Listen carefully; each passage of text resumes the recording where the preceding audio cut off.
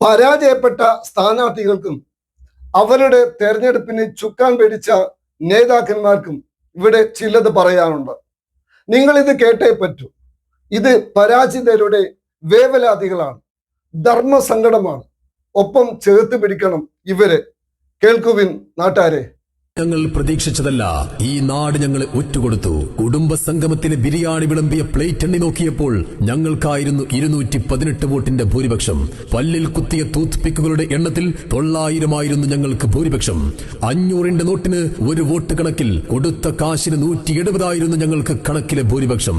Road ഷോയിൽ ഞങ്ങൾ കൈവീശി ടാറ്റ കാണിച്ചപ്പോൾ നിങ്ങൾ തിരിച്ച് ഞങ്ങളോട് ടാറ്റ കാണിച്ചതിന് അർത്ഥം ഞങ്ങൾക്ക് നിങ്ങൾ വോട്ട് ചെയ്യില്ല എന്നായിരുന്നു എന്നത് തിരിച്ചറിയാൻ ഇന്നത്തെ റിസൾട്ട് വരേണ്ടി വന്നു. ഇത് നിങ്ങൾക്ക് നേരത്തെ പറയാമായിരുന്നില്ലേ? ഇനിയില്ല. 1000 പൊന്നിൻ കുരിശ് തരാമെന്ന് പറഞ്ഞാലും ഇനി ഇലക്ഷൻ മത്സരിക്കാനില്ല. എല്ലാം തകിടമറിഞ്ഞ് ഇപ്പോൾ പുറത്തിറങ്ങാൻ കഴിയാത്ത അവസ്ഥയായി. പാർട്ടി ചിഹ്നത്തിൽ നിന്നാൽ വോട്ട് കുറയുമെന്ന് പറഞ്ഞ് ചിഹ്നം ചെണ്ടമതിയെന്ന് തീരുമാനിച്ച പാർട്ടി നേതാക്കൾ ഞങ്ങളെ ബലിയാടാക്കി. ഇപ്പോൾ നാട്ടുകാർ ചെണ്ട കൊട്ടുന്ന രീതിയിലേക്ക് ഞങ്ങളെ മാറ്റിയതിൽ പാർട്ടിയോടും ഞങ്ങൾ അമർഷം രേഖപ്പെടുത്തുന്നു. കൂടെ നടന്ന് മുന്നിലേക്ക് തള്ളിവിട്ടവർ പിറകിൽ നിന്ന് കുത്തുകയായിരുന്നു. പ്രചാരണത്തിന് കൂടെയുണ്ടായിരുന്ന ഭൂരിഭാഗം പേരും ഇന്ന് വിജയിച്ചവന്റെ കൂടെ DJ പാട്ടിന് താളം പിടിക്കുകയാണ്. അതിന്റെ കാരണമൊക്കെ ഞങ്ങൾക്ക് പിടികിട്ടിയിട്ടുണ്ട്. ഞങ്ങളുടെ നിരാശ ഈ അനൗൺസ്മെന്റ് വാഹനം വഴി നിങ്ങൾക്ക് മുന്നിലേക്ക് പറഞ്ഞു വിടുകയാണ്.